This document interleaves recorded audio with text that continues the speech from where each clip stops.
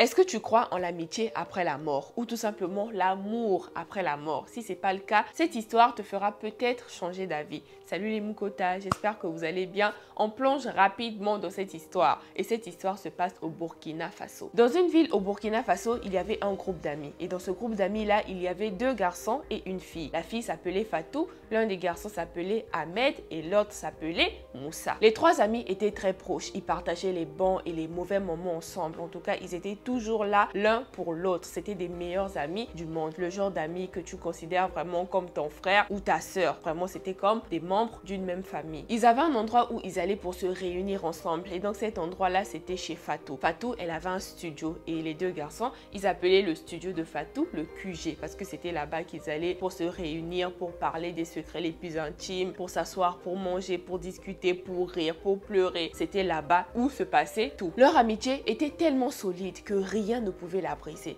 Mais bizarrement, un jour, on annonce à Ahmed et Fatou que leur ami Moussa est mort. Et il est mort dans un accident de voiture. Fatou et son ami Ahmed étaient tellement dévastés. Ils étaient chamboulés. Ils se disent qu'on était à peine là hier. On était au QG. Mais comment ça, il est mort? Comment? Ils étaient dévastés et chamboulés. Les 2 amis, tellement tristes, organisent les obsèques de leur ami Moussa. Et donc la famille de Moussa était aussi là. Ils ont fait l'enterrement. L'enterrement s'est bien passé. Ce jour-là, les 2 amis, vu qu'ils étaient tellement chamboulés, Ahmed ne voulait pas laisser Fatou seul. Et donc il dit à Fatou, on va au QG, comme ça on va se reposer là-bas et on va essayer de se commémorer tous les beaux moments qui se sont déroulés, qui se sont passés entre nous. Et donc ils vont ensemble chez Fatou. Ahmed et Fatou arrivent chez Fatou et c'était la nuit. Les 2 s'allongent dans le lit. En s'allongeant dans le lit, les 2 se tiennent la main. En se tenant la main, les 2 regardaient le plafond et en regardant le plafond, les 2 se commémoraient les beaux moments qui se sont passés avec leur ami Moussa. Les 2 petits Moukotas, ils étaient là dans le lit en train de se commémorer les beaux moments. Ils étaient en train de rire en pleurant. C'était tellement triste. Ils avaient tellement mal parce que déjà Moussa, c'était une personne qui était très drôle. C'était lui qui faisait rire tout le groupe et donc ils étaient très dévastés. Et c'est donc là que Fatou a commencé à entendre des murmures. Elle entendait des murmures très lointaines. C'est comme si c'était Moussa qui était en train de chuchoter dans ses oreilles. Et donc elle dit à Ahmed, est-ce que tu entends ce que j'entends? Et donc les 2 s'assoient dans le lit et effectivement, Ahmed était en train d'entendre ce que son ami Moussa était en train de chuchoter, mais il ne savait pas ce qu'il disait. Les 2 amis essaient tant bien que mal de se ressaisir et c'est là que Fatou dit, c'est sûrement que nous sommes en train de délirer, on vient à peine de l'enterrer et c'est sûrement une montée d'émotions, c'est ça qui fait en sorte qu'on puisse l'écouter, qu'on puisse l'entendre, qu'on puisse entendre des voix alors que peut-être ce n'est pas lui et donc on va se reposer, on va dormir. Mais bizarrement, la voix devient de plus en plus présente et la voix commence à bien se distinguer et effectivement c'était la voix de Moussa. Moussa est en train de chuchoter dans les oreilles de ses amis en leur disant qu'il n'était pas en paix, qu'il était mort dans des conditions très atroces et qu'il voulait vraiment sortir de là où il était, qu'il n'était pas dans la lumière, que là où il était, il n'était pas en paix, que là-bas il y avait beaucoup d'obscurité et il voulait vraiment trouver la lumière. Tout ça en chuchotant dans les oreilles de ses amis. Ses amis ne le voyaient pas, mais ses amis pouvaient l'entendre. Fatou et Ahmed ont commencé à prendre l'affaire au sérieux et donc ils discutent avec l'esprit de Moussa. Ils demandent à Moussa comment on peut faire pour t'aider. Moussa leur dit que l'accident qu'il avait fait, c'était un accident mystique et toutes les personnes qui étaient décédées dans cet accident-là, c'était des personnes destinées à un sacrifice humain. Apparemment, c'était une personne qui voulait devenir riche et cette personne a fait des sacrifices. Elle a choisi un bus au hasard et ce bus a fait un accident et il y avait quelques morts dans cet accident-là et les personnes décédées, c'était les personnes destinées au sacrifice pour que le monsieur devienne riche. Moussa leur dit que son âme souffre extrêmement, qu'il aimerait vraiment sortir de cette situation et il n'y a que eux qui peuvent le sortir de cette situation-là. Moussa rajoute en disant qu'il est enfermé là où il est et donc il dit à ses 2 amis qu'ils doivent aller voir un féticheur, faire des rituels, faire des incantations pour que lui, son âme puisse sortir de là où il est. Et donc ses amis, sans réfléchir, le lendemain matin, ils font leur bagage et donc ils vont dans un village pour faire ces rituels. Arrivés dans le village, Ahmed et Fatou voient un féticheur. Ils racontent tout au féticheur, ce qui s'est passé la nuit même. Et donc le féticheur leur dit, oui, effectivement, je sens que votre ami, là où il est vraiment oppressé, il est vraiment égaré. Il n'y a que vous qui pourriez faire quelque chose. Le féticheur leur dit qu'il y y a des rituels à faire pour que leur ami puisse sortir, pour ne pas qu'il soit oppressé, pour ne pas que son esprit soit détenu, pour ne pas que son âme soit détenue par quelqu'un. Et donc ils font tous les rituels nécessaires. Il y avait une vache à tuer, un coq à tuer, le sang, il fallait verser. Et donc ils ont fait tous les rituels nécessaires. Et enfin, leur ami Moussa a pu sortir de là où il se trouvait. En rentrant dans leur ville, ils ont raconté cette histoire-là à la maman de Moussa. Et effectivement, la maman de Moussa aussi faisait des cauchemars. Chaque nuit, elle rêvait son fils. Et elle voyait son fils qui était oppressé, qui était égaré. Et son fils était en train de pleurer. Il lui disait qu'il n'était pas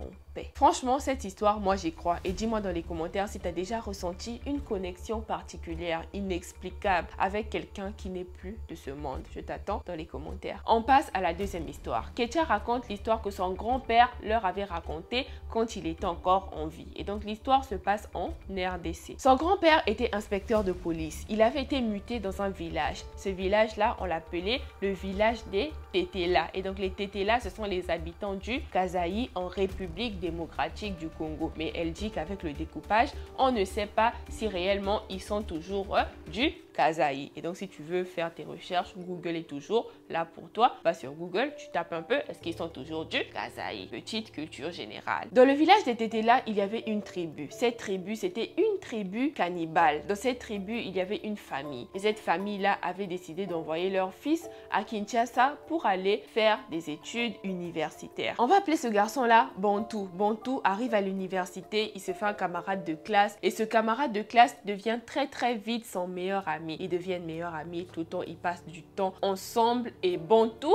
partait souvent chez son ami, son meilleur ami là. On va appeler ce meilleur ami là Nathan. Bantou allait souvent passer les grandes vacances chez Nathan et donc arrivé chez Nathan, il était reçu comme un prince. Chaque grande vacances, il allait passer ses grandes vacances là chez Nathan et donc ça a duré près de 3 ans. Donc chaque année consécutivement, il allait toujours là-bas pour passer ses grandes vacances. Et donc son ami Nathan demandait toujours à Bantou, mais comment ça se fait que ça fait 3 ans tu passes les vacances chez moi, mais chez toi je connais pas, je ne sais pas où tu vis, je ne connais personne de ta famille, aucun membre de ta famille, tu ne parles jamais de ta famille, tu es toujours discret, tu me parles d'autre chose, mais jamais de ta famille. Qu'est-ce qui se passe? Raconte-moi un peu où tu vis, tu me dis jamais rien. Qu'est-ce qui se passe? Bantou ne répondait pas. Il savait qu'il venait d'une famille cannibale, du coup il ne voulait pas en parler parce qu'il savait que s'il en parlait, ça allait pas être bien vu, du coup il n'en parlait tout simplement pas. Les grandes vacances passent, Bantou et Nathan passent de très belles vacances, ils rentrent à l'université. Arrivé à l'université, Bantou commençait à sentir que son ami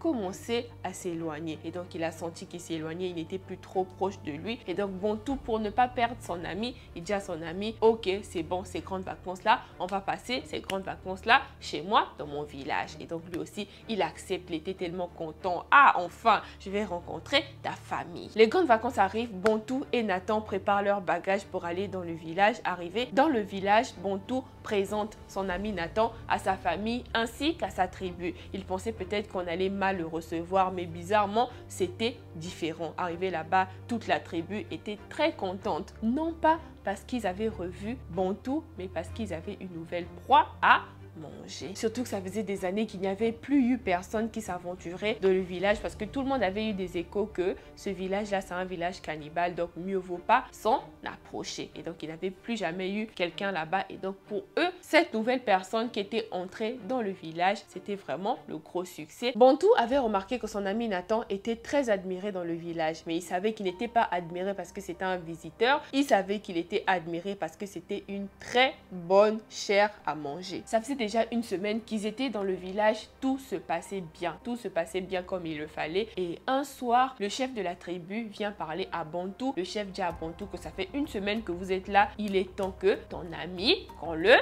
Bantou, il était tellement triste quand le chef du village lui a dit: mais ton ami, il faut qu'on passe à l'action, ça fait une semaine qu'il est là. Et donc Bantou, il était triste, il commence à se rappeler des beaux moments qu'il a passés avec son ami quand il avait passé les vacances chez lui. Il a vu que lui, il avait été traité comme un prince et son ami est venu dans son village, lui, il va mourir comme un animal. Et donc il a dit: non, non, non, ça peut pas se passer comme ça. Le chef de la tribu avait donné à Bantou une couverture blanche. Cette couverture blanche là, c'était pour différencier Bantou de Nathan, parce que tout le monde se couvrait apparemment avec une couverture noire. Et donc la couverture blanche là, c'était pour différencier Bantou de Nathan le soir où on allait venir le chercher pour le Bantou arrive chez lui à la maison tellement désemparé avec la couverture blanche qu'il avait et donc il réfléchit à un plan pour pouvoir sortir son ami de cette situation. Le soir était presque arrivé, Bantou avait préparé son plan et donc il prend son ami dans ses bras, il le serre très très fort, il commence à pleurer à chaudes larmes et donc son ami lui demande mais qu'est-ce qu'il y a? Pourquoi tu pleures? Mais il ne répond pas. La nuit arrive, ils vont donc dans le lit pour dormir. Bantou prend la couverture blanche que le chef lui avait donnée, il se couvre avec, il ne donne pas ça à son ami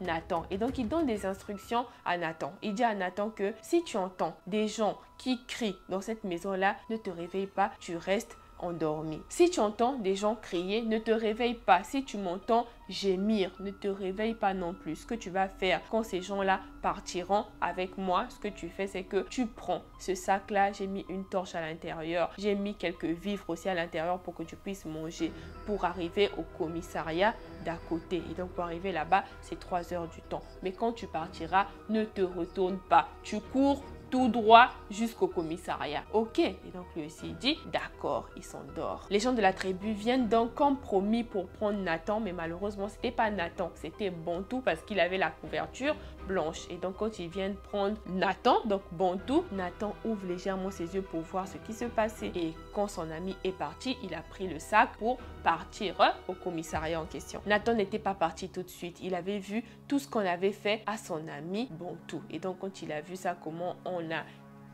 son ami, il a directement pris la fuite, il est allé au commissariat et arrivé au commissariat là, il a raconté l'histoire au policier qui était là-bas. Et le policier qui était là-bas, c'est le grand-père de la fille qui m'a raconté l'histoire. Donc au lieu de tuer Nathan, ils avaient tué un des leurs. Donc après ça, on ne sait pas ce qui s'était passé parce que la personne dans l'histoire n'a pas raconté, elle n'a pas donné la suite. Est-ce que les policiers étaient venus pour enfermer ces personnes-là? Qu'est-ce qui s'était passé après? On ne sait pas. Si les deux histoires t'ont plu, n'hésite pas à me laisser ton avis dans les commentaires. Ça me fait toujours plaisir de voir vos commentaires. Et même si tu n'as pas d'avis à laisser, tu peux laisser un petit cœur, tu peux laisser un petit bisou, quelque chose, un emoji. Ça ne dépend que de toi parce que vous me dites souvent là dans les commentaires, tu mérites plus de vues. Mais si je mérite plus de vues, il va falloir que vous puissiez partager les histoires. Il va falloir que vous puissiez laisser des cœurs dans les commentaires. C'est ça aussi, c'est tout ça le référencement. Donc du coup, les Mukota, laissez-moi des cœurs dans les commentaires. Même si tu n'as pas d'avis, laisse-moi un petit commentaire ou un petit like. Ça fait plaisir. Il y a plein d'histoires comme ça sur mon compte. Tu vas te régaler et clique sur cette playlist là. C'est la playlist recommandée par YouTube. Il y a plein d'histoires. Juste en bas, c'est la playlist de ma chaîne vlog. Bisous. Bye bye.